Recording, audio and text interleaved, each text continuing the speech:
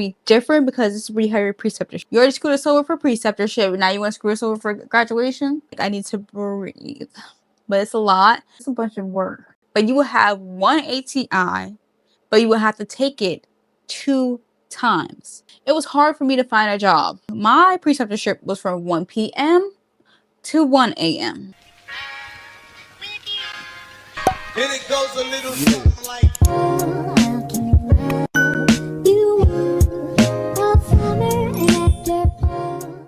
Hey guys, it's Zoe and welcome back to Zoe and Amaya. Today we're breaking down term 14. You guys, term 14. You guys made it so far. I'm so proud of you guys. But this is dimensions of nursing and your final clinical experience, aka your preceptorship. I'm pretty sure this is that term, where your preceptorship, and this is where you really start stepping into your professional nursing era. But before we get into today's video, go ahead and hit that like button if you've been following this ECPI series from the beginning. Like, I've been doing this for a while. I feel like it's been a year since I've been doing this. It's crazy. It hasn't been a year, but it feels like it. And congratulations on being basically to the finish line. Like, you just have to do your preceptorship, do paperwork, do whatever necessary to get to term 15 so you can prep for this NCLEX. But that's enough talking.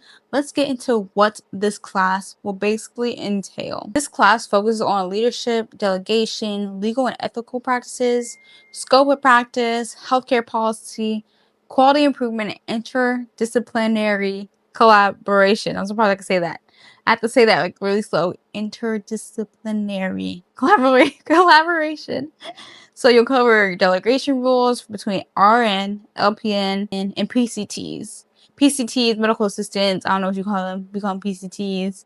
So malpractice, negligence, oh my gosh, scenarios, informed consent, patient rights, conflict resolution, time management strategies, prioritization as a charge nurse level, and how healthcare systems actually operate. That was a mouthful. Like, I need to breathe. But it's a lot. But all those things will be on your NCLEX. I guarantee you. Like, they will be on your NCLEX. So definitely take this class seriously and definitely pay attention to the next term. But this class is less about disease process and more about how you function as a licensed nurse. My clinical experience, everybody's clinical experience this term, if I'm correct, even if I remember correctly, is going to be different because this is where you have your preceptorship. So I'm fortunate for me in my class. It always works out so fantastic for us, huh? Anyway, unfortunate, our class was so freaking big. Like, they did not expect all of us to graduate. Our class was so freaking big, we were not able to pick our preceptorships. It was so unorganized. And I was like, I want to do labor and delivery. Like, this would be good for me to show my skills off and easy for me to get my foot on the door. Unfortunate for me, and good for me, I got the ED. Of course, I got the freaking ED. We did not get to pick our assignment. We didn't get to pick our clinical rotation or anything, which worked out awful in my favor. And I didn't get to have that experience and build a rapport with the staff, because obviously your preceptorship is not just about, oh, checking a box. You pick a preceptorship that you know you want to specialize in, like a clinical rotation that you want to specialize in.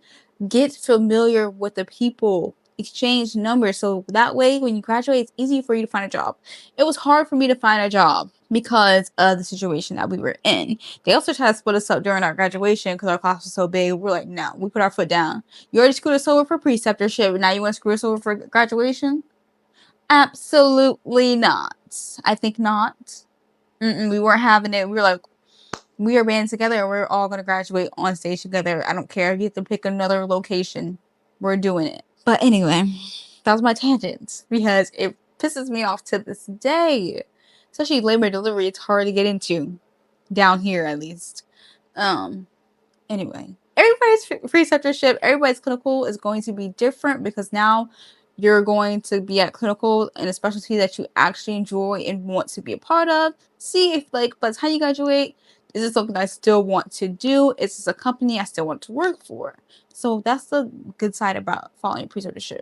Now, with your preceptorships, you get to make your own schedule. So you follow the nurse that you are assigned. Typically, because they assigned it for us, I just follow who they assigned me to. I didn't get to pick anybody.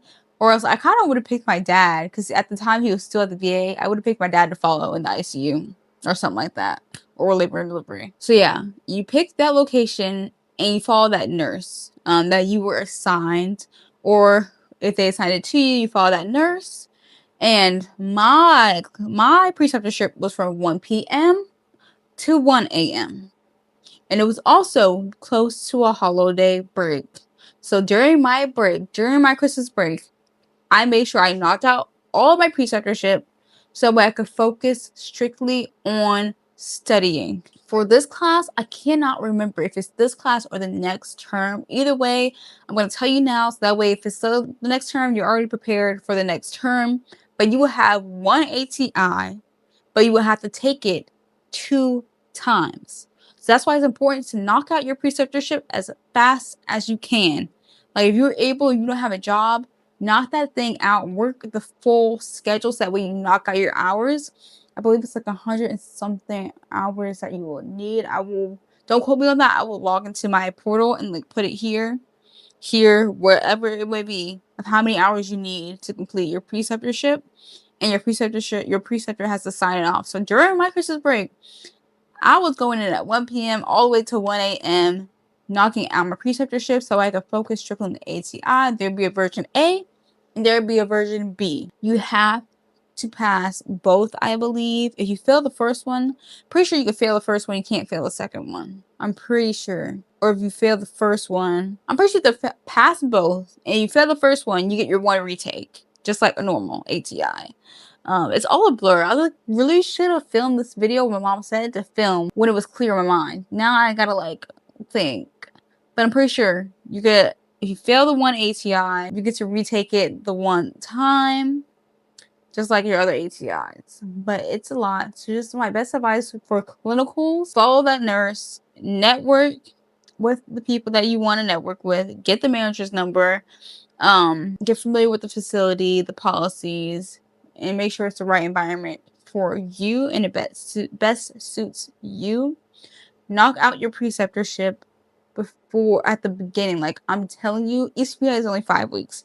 You want to knock out that preceptorship in the first 3 to 2 weeks if you can. Like I'm telling you, knock that thing out, because you can have a chill, smooth sailing day or term once all that is out of the way. All you have to do is study. Go to class and study. And I'm pretty sure class is only once or twice a week, something like that. And it's not long days at all.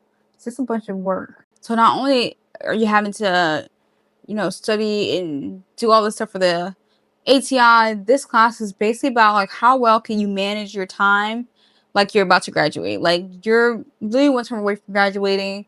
It's your responsibility, your task to set this preceptorship, unless you have a predicament like mine. And just to really take accountability of your own stuff and be honest and have integrity about your work environment. It's just going to be you and the nurse that you're with. There isn't going to be any instructor checking up on you. Like you might do like a Zoom check-in here and there. We were supposed to do a Zoom check-in, but my teacher never, she was bad about that. So I didn't even have to do a Zoom check-in. But some teachers would make you do a Zoom check-in while you're there at the clinical rotation. We did have to do 1 phone call just to make sure I was there. And it was just that one time. Just making sure that you're accountable and you're not lying and forging your paperwork, because you will have to do like a check-in. And I'm not sure like how regulatory they're doing it now, or if it's more strict, but that's how it was when I went, and it wasn't bad. It was pretty good. The 1 p.m. to 1 a.m. kind of went by quick.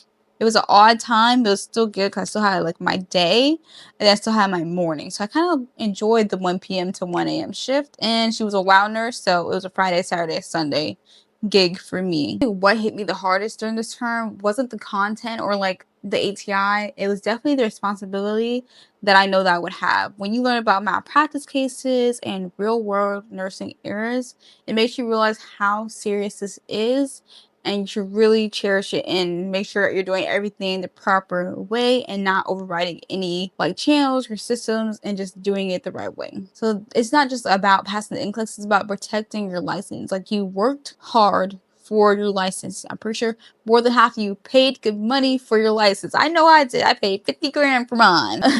Ridiculous. You see why it's expensive. So it's about documentation, it's about communication, it's about what you delegate and what you don't delegate. Definitely pay attention to that because it's going to be on your NCLEX. I'm pretty sure you at least have one question about with delegation. At least. I'm pretty sure I had a good handful. So this term basically forced me to be mature professionally and making sure that I am accountable for my actions as the nurse.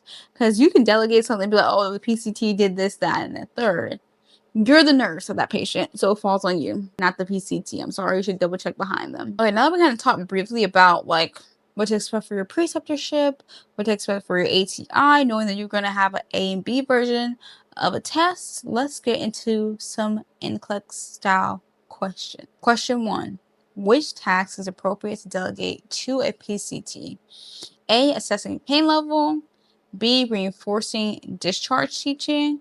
C. Obtaining routine vital signs. Or D. Evaluating wound healing. Alright, question 2. Which patient is most appropriate for an LPN assignment? A. New admission with chest pain.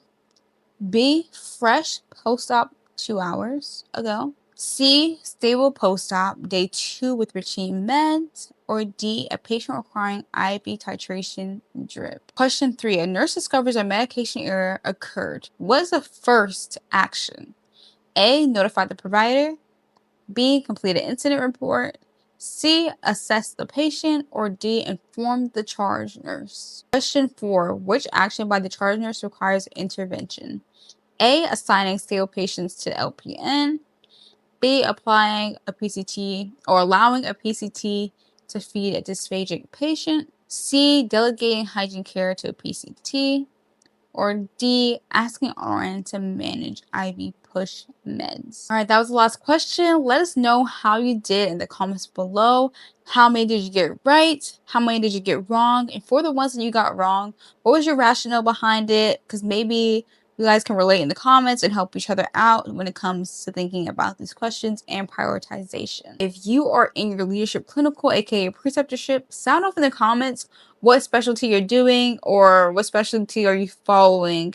Is it kind of like match what you want to do as a nurse? And if you've already stepped into your nursing role, comment, I'm licensed, so someone watching knows this stage is temporary. It's not permanent. You're one term closer to being an RN and taking your NCLEX. Also, like, comment, and subscribe.